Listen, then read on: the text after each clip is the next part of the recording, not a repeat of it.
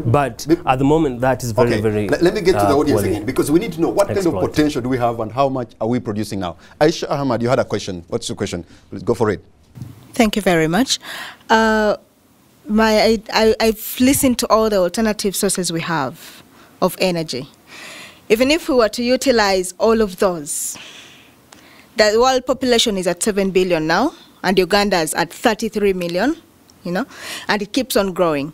How sure are we that whatever our alternative sources of power, if fully utilized, they will quench the thirst that Ugandans have for power? Okay. What's the demand really that we have? Well, and what capacity do we have to feed that demand? Yeah. Thank you very much. I will pick it up from, you see, the global population is growing, right? But let's look at China. The Chinese are probably over 1 billion right now, but they didn't start at 1 billion. And every year, China is actually adding on 40,000 megawatts to their national grid. Every year, that is China. And you know the population of China, what it is. So much as our population is growing as a country, we have renewable energy sources that we have all. The thing is, we are adding 1 million people on our population every year. When you look historically at Uganda's population, prior to the 1800s, we were really very, very small, less than 1 million people in the whole country. And the population growth rate was less than 1% per annum. Now, due to improved health, education, and all this exposure, you are having a population growth rate of 3.2% per annum.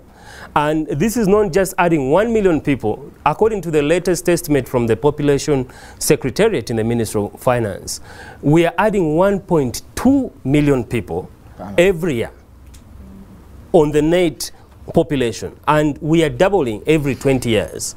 Now, for the government to actually address, and remember that for 60 years, we have only connected 400,000 households. You know, we are adding 1 million, 1.2, but for 60 years, only 400. So there's a big discrepancy here. And what is happening is that for a prudent, energy sufficient future, we need to talk about population.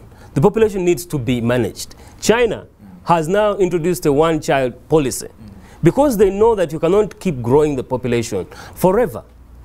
So to me, I think that the population is central to energy sustainability, but also so are other services, health, education. You know, you can't, there's a limit to how much land this country has. And we can't just keep expanding in terms of numbers forever.